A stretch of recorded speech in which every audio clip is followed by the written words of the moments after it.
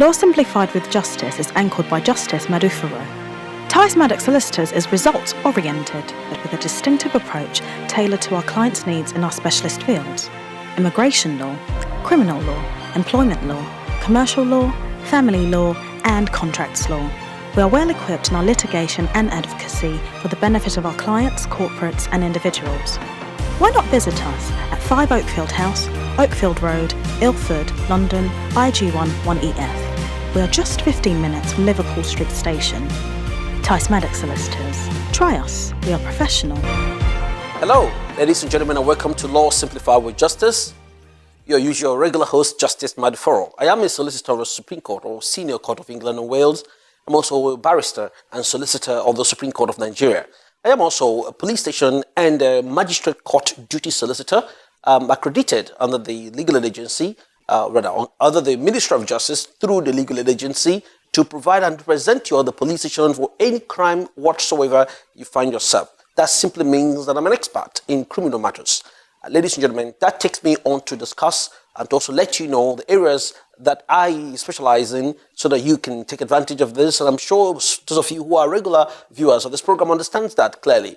Immigration, commercial contracts, contracts in general, employment law, criminal law, family law, immigration, as I mentioned earlier, and all the other areas of the law that you think are litigation, particularly litigation, either in the county court, in the high court, court of appeal, you count on me. Obviously, the other areas of law I mentioned to you, from the first check tribunal, upper tribunal, to the high court, court of appeal, and then to the crown court, magistrate, to the court of appeal, and to the Supreme Court. And also applies to the crime matters, from the police station to the magistrate court, all the way to the crown court, to court of appeal, to the Supreme Court. Ladies and gentlemen, that is not exclusive of the fact that your matter can be taken under Article 8 or under Human Rights Act of matters to the European Court of Justice. Ladies and gentlemen, you can count on me, Justice Maduforo. You can count also on Tice Madox Solicitors. Ladies and gentlemen, this program brings the very best, and you know that.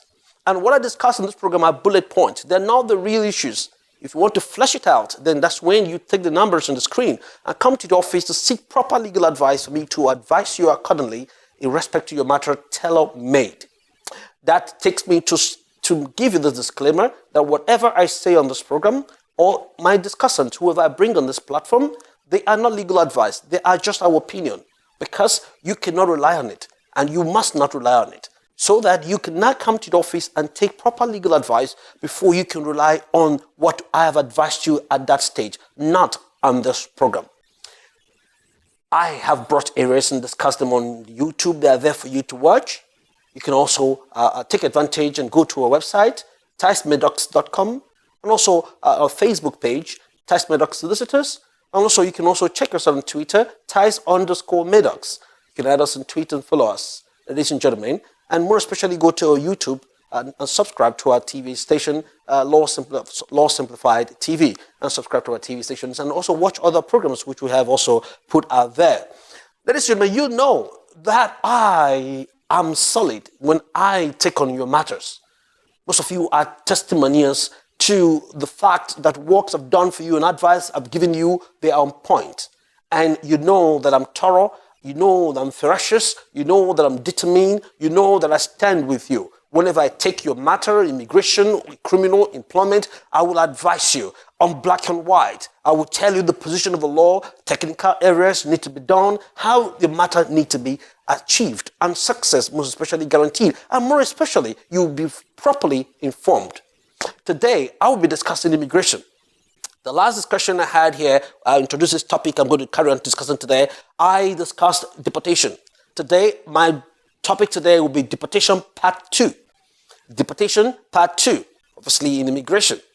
Ladies and gentlemen, a lot has been chunked out there from the media and those who are reeling out a lot of information out there in the social media, in the print, newspapers, through word of mouth, and especially issues relating to deportation and particularly of Nigerians. And this information is out there. A lot of people are hanging on to it. And as a matter of fact, people came to my office and obviously with euphoria or the belief that this is the position on the information they received that Nigerians will not be deported no more from the United Kingdom.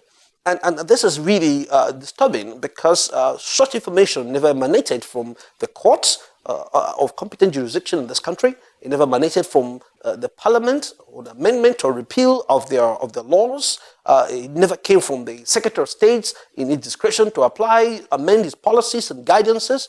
It didn't come from any authoritative channel or angle. But however, these rumors have gone out, especially in relation to a visit by an official from Nigeria in some certain position, a certain time, when discussions were made in relation to that. Some things that were discussed on that panel or that discussions were completely misinterpreted on the basis that Nigerians would no longer be deported from the United Kingdom. That is not correct.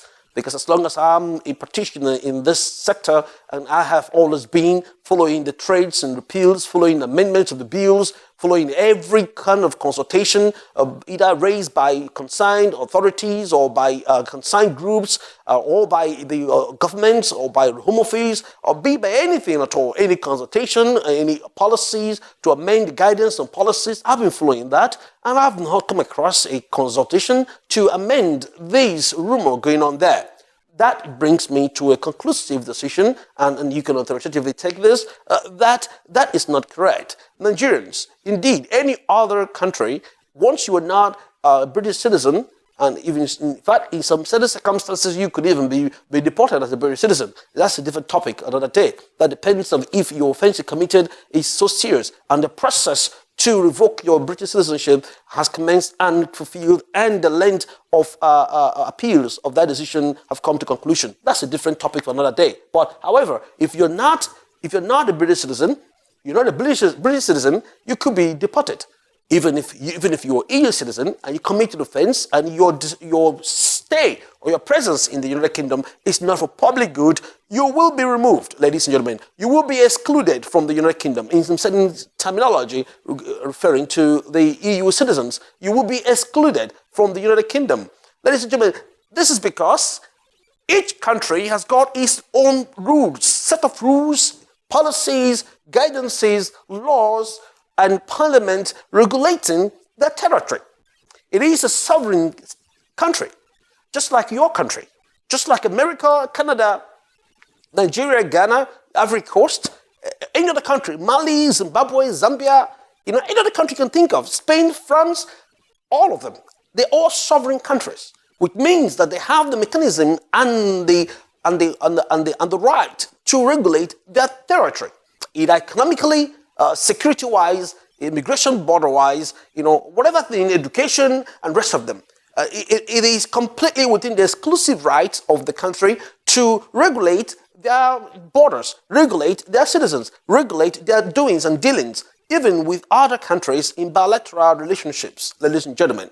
On that basis, therefore, and I will say this, and because it's very important that people understand, if you are facing deportation, you must know that you must seek legal advice. Do not go on the euphoria or believe that even if it doesn't affect you, do not spread it further, that Nigerians are not to be deported or removed from the United Kingdom. However, basically, which is the normal thing, which is what I'm discussing today, however, the due process will be followed. Your rights will be given. You have to exhaust them. If the Home Office refuses your case or refuses to accept the fact that it would not be reasonable to remove you, then you take a legal action. That is why this firm stands for you. That's why Tice Madox Solicitors stand for you. That's why Justice I stand for you. What am I saying? To take your matter in its perspective, dissect it, and then advise you on how best we can prosecute the deportation order against you. You do not get a deportation notice and you keep it under your bed, and or some of you shred it and throw it away because you don't want to be carrying such along with you. That is wrong. Don't do that. Don't tell anybody to do that.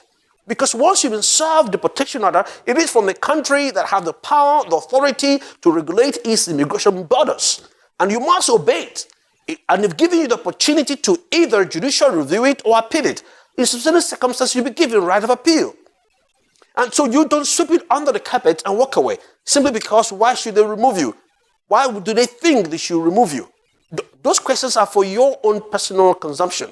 They're not questions to be consumed or answers to be given when you have not followed the process, the procedural process to bring it to the attention of authorities who made the decision, to either refuse it, reconsider the decision, or refuse it, or grant it. Even if they grant it and refuse it, in the instance refuse it, you will now move to the first-tier tribunal of the Immigration Tribunal and present your case against deportation, ruling out all the options that you have. And then afterwards, the matter will proceed from there. In the event that the first-tier tribunal agrees with you, and Home Office did not appeal against it, it stands within time. And if it appealed, the matter proceeds to the upper tribunal, to the Court of Appeal, all the way to the Supreme Court, and even to the European Court of Justice, if your circumstance is indeed peculiar. Ladies and gentlemen, Tice Madox Solicitors stand for you. We understand how to represent you. If your case is hopeless, it's on black and white, you'll be advised. That brings me to the point that if you want to see me in the office, you must pay consultation fee at the initial stage. That stage is fundamental. That stage is crucial. That stage is the very important foundation you need either to sustain an appeal or to walk away from appeal. But when I take detailed instruction from you and marshal out, outline, lay down a blueprint on how we can prosecute and attack any deportation notice or order. There are two different issues here. There are deportation notice and there's a deportation order. Some of you, while you are serving sentence in prison as a result of convictions, in criminal conviction, you will be served notice. That notice is not an order. And then afterwards, while you're completing your sentence and you're about to be released and licensed, you will not be served deportation order.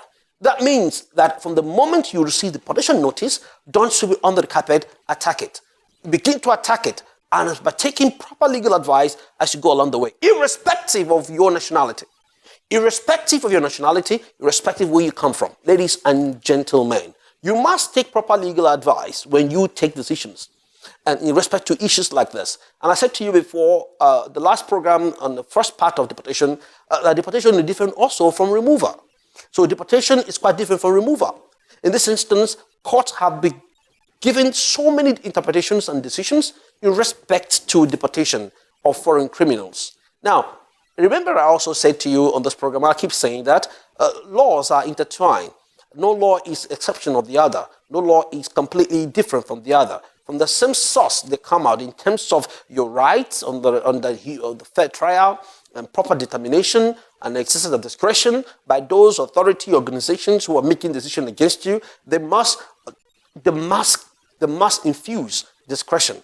If there is no way to exercise that discretion, then they have to say so. Then you can take the matter further. What am I saying in essence? What I'm saying in essence is that in the situations where you have circumstances you face with deportation notice or deportation order, you must engage for either discretion to be exercised or not. That brings me to the position of the court. The position of the court and the rules of the court guiding this. The last discussion I had, if you go to YouTube and check deportation, on the first discussion I had, I introduced to you these exceptions under Section 33 of the UK Border Act 2007, and also the conditions of which deportation order will be made under Section 32 or thereabout, either 32 or 33, either of them. However, when you meet that condition and you fit that condition, that deportation order will be made. And then what you'll be dealing with is whether you fall into the exceptions or exceptions to not to be removed or not to be deported from the United Kingdom. Now, if you fall into that category, that doesn't mean that the Home Office would accept it. Listen to me, ladies and gentlemen. Home Office do not want to accept you just simply telling them that you have a child, or you have a wife, or have a husband who is British or EU, whatever it is. The Home Office are not interested in that. They will hear that. They will consider the circumstances and trail you by your foundation from the moment you came to this country to this moment. Remember that each time you make application, you give you that information. Informations are stored. This information are not be used against you in a circumstance where it is you are not relying on them, but it surely gives the Home Office the arsenal to remove your deportation, to refuse your deportation appeal. That is where they'll consider. That's why you need a firm that will guide you. Foundation is key. What you lay on the foundation, you continue to build on it. When you come to me and I deal with your matters, applications, appeals, representations, advocacy, I am dealing with all the foundations necessary and crucial to ensure that your applications succeed. I have introduced to you today Deportation Part 2. I will take a short break and I will not tell you what the court says about that. And remember, these are bullet issues. In your case, it must be fully determined, fully assessed before I can tell you stand a chance or you don't stand a chance. I remain Justice Maduforo. Don't change that dial. Tice Madox Solicitors is results-oriented, but with a distinctive approach tailored to our clients' needs in our specialist fields: immigration law, criminal law, employment law, commercial law, family law, and contracts law. Tice Madox Solicitors. Try us. We are professional. Hello, and welcome back to Law Simplified with Justice. I told you that deportation order is an order that is within the rights of the United Kingdom or indeed any country with sovereign authority to remove those that they believe that are not in public interest to be allowed to stay in the United Kingdom, irrespective of your requirements, irrespective of the criteria that fit you into the exceptions. As long as the public policy is the watchword, public integrity, public policy, public interest, these are all the whole thing the Home Office, the Secretary of State will look at to determine whether to cancel or revoke your deportation order. And if you're relying on that, I told you before I took a short break, that does not mean the Home Office would accept it, hook, line, and sinker, and then grant you, and then allow you to stay here. No, it wouldn't. It will first of all decide your case by going through your foundation to decide to know with the country you're going back to, what is the position there. Then that brings me to what the court says, ladies and gentlemen. The conditions of the convention rights people rely upon, most of these days under Article 8, to resist deportation orders, sometimes they are flawed. They are flawed in the sense that on the basis of it is that I have a child and I have a wife or husband who is indefinitely to remain holder, who is a British citizen holder at least, or EU citizen at least. That is not the finality and of which the premise that you be allowed to stay here. The court have made decisions. And actually, there are two different courts, and currently now, different sectors which the court will look into making that decision. Ladies and gentlemen, in the case of Busadi, this is an application against the deportation order, and this is the upper tribunal decision. It's a 2015 decision, and made by the upper tribunal, ladies and gentlemen. And this is the upper tribunal decision 2015, and this decision relates to the suitability test and obviously and the ties. This was a matter that came to the upper tribunal as a result of the old rules which changed on the 28th of July 2014 under paragraph 276 ADE, and where the issue relates to the ties you have to the country where you be removed. And I guess that is what the Nigerian government was emphasizing on, in terms of the fact that if you wish to remove Nigerians or indeed any nationals who are not British citizens, follow the procedure. Of course, that is the position. Procedures will be followed. Your consideration of your circumstances will be decided on whether or not you meet the condition or your condition is very nominal or completely in exceptional class. That will be decided on. Now, this case came in under the old rules before the 28th of July 2015. In relation to the suitability test and the ties that person who is to be deported back to his country has with the country where he is required to go back to. Now, those ties are issues to decide whether it will be reasonable for the person to stay in that country. How will you deport someone who lived there for 20 years back to the country? The question is now about the ties. That was before 28th of July 2014. Now, after 28th of July 2014, the laws changed, ladies and gentlemen. I can tell you this clearly. When the law changed in respect to paragraph 276 AD, and that's for those who are relying upon particularly under paragraph 276 AD, and the court changed this completely. Now, why am I saying that, bringing this case? It started to deal with this circumstance of this person who is not to be deported, and to show that if you rely under the old rule and the fact that you cannot rely on private life, because you first of all have to meet the suitability test. Suitability test means that you are not a person of criminal conviction and the rest of them. So clearly, if you have conviction, that clearly you miss out of the rules, and which means it doesn't apply to you. Now, the new rule which came in, if you want to rely on that, is the one no longer relying on the ties to the country, but supplementing it and substituting it with what is called now, insurmountable obstacles. Insurmountable obstacles preventing integration. You see, that phrase is very key. Meeting that phrase is a high threshold, which is why when you come to my office, I take instruction from you, I'll be able to furnish and make sure that either you meet that threshold minimally, none at all, or to the extreme. And that is very important. And you can only get that from a solicitor who understands how to dissect and interpret the law, interpret the decisions of the court. That is what I'm saying. And that's why I started with this program by telling you that this government is a sovereign nation and a sovereign state and regulates its borders, can remove everybody that he considered to be not of public interest to remain here.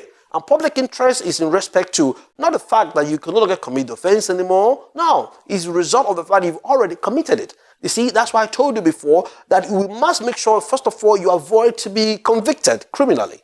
That is why you come to me. When I take on your criminal matter and I attack the evidence against you, put before you by the prosecution, and whittle it down. Don't be afraid of the fact that you're facing criminal conviction. Don't be dismayed. It is not the end of it. Not at all. Anybody could be alleged to have committed offense. Don't be dismayed that somebody has said you committed offense, arrested you, charged you. That is not the position. I have successfully appealed convictions in the magistrate court, in the crown court, and it's all been quashed, ladies and gentlemen. That's what the position offers. I've successfully appealed matters from the Crown Court to the Court of Appeal, and either conviction or sentence, or on appeal or sentence, or appeal on convictions. Either way, and I have succeeded. So it is not finality of it simply because you've been convicted in the magistrate court, and therefore you should accept it. Now you have to gauge the long-term effect on you. That's why you should attack any criminal allegation, any criminal proceedings, any criminal matters you are facing. Both are intertwined. It may not be you, may not be someone else.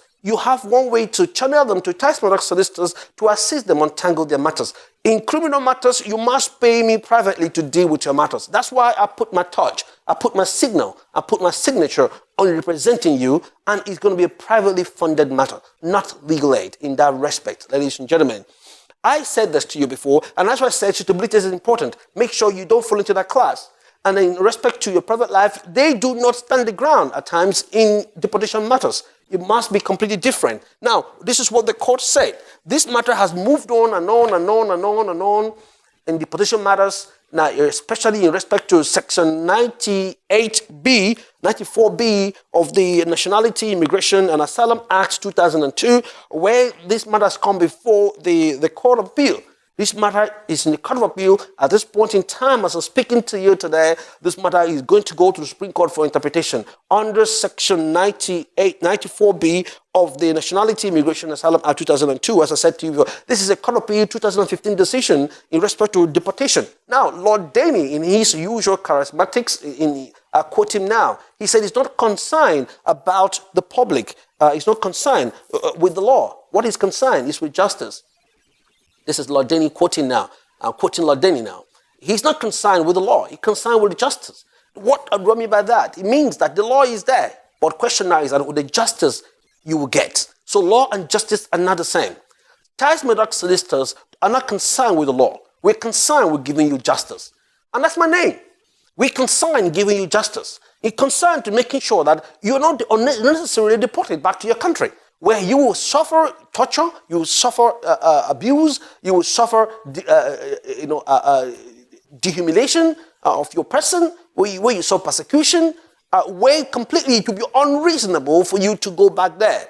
Now, this is a Court of Appeal decision in the case of Kera against the Secretary of State. This is actually a 2015 decision, as I said to you before. I trace every decision going on, and I'm following this case in the Supreme Court as it stands now. There is a case, in this case, in the Supreme Court to interpretation of Section 94B of this Act, 2002 Act. Ladies and gentlemen, what the court is saying there, which means that it's deport first, appeal later, which means deport you appeal from your country of origin. Now, this is the position now. You have the right to appeal. The question now is that if you have this right to appeal, where do you exercise it? Within the country, outside the country?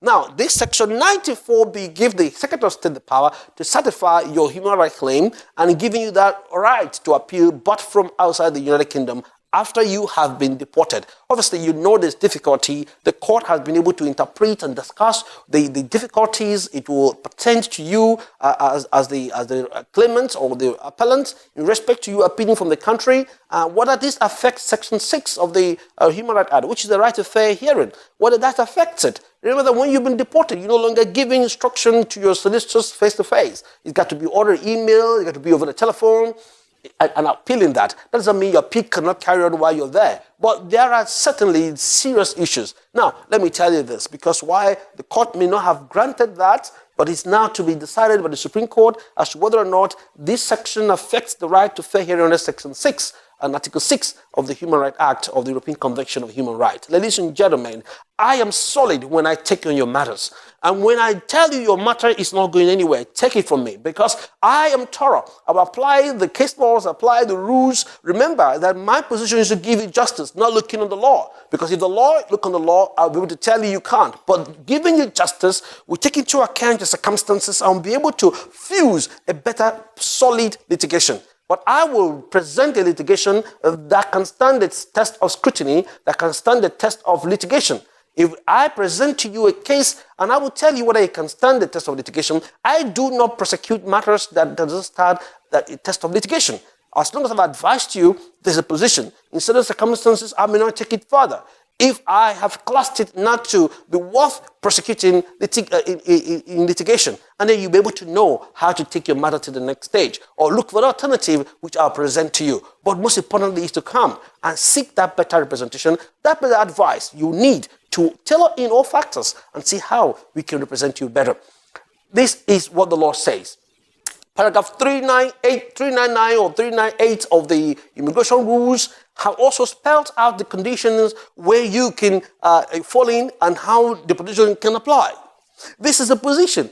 And it also gives to the fact that you have a child here, but some of you have children here and you have partners here. If you have a child here or have children and you have a partner and you've been convicted of this serious offense, ladies and gentlemen, you may have a Herculean task to climb, but come to me. I will begin to look for justice for you, not the law.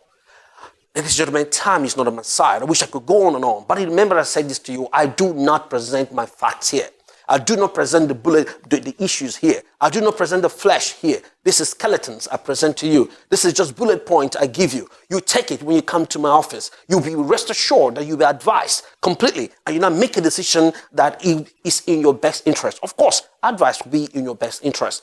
I don't have all the time to go through this. This is deportation part 2. However, do you understand this? Take this telecast as a vehicle to lead you to Tice Madox Solicitors. Telephone number on the screen. Call the office and book an appointment to see me one-on-one. And we will have time to give you tailor-made advice, hassle-free tailor-made advice, but quality legal advice you will always want to hear. And it will always good for you. And especially seeking justice for you. That's all time permits me. I will come back your way again. I'd like you to check us on our website, on YouTube as well, and follow us. Give us a call. Pass the number to somebody that needs this. In the office, somewhere, on the street, even in the tube station where somebody's talking about it, give them this number. You have saved a soul because they've come to the right place and they can ultimately trust. That's all. I will come back to you again. Keep watching. My name is Justice. I'm a solicitor. And this is Law Simplified with Justice. Your time has come. Law Simplified with Justice is anchored by Justice Maduforo. Tice Madox Solicitors is results-oriented, but with a distinctive approach tailored to our clients' needs in our specialist fields: immigration law, criminal law, employment law, commercial law, family law, and contracts law. We are well equipped in our litigation and advocacy for the benefit of our clients, corporates, and individuals. Why not visit us at 5 Oakfield House, Oakfield Road, Ilford, London, IG1 1EF. We are just 15 minutes from Liverpool Street Station. Tice Madox Solicitors. Try us. We are professional,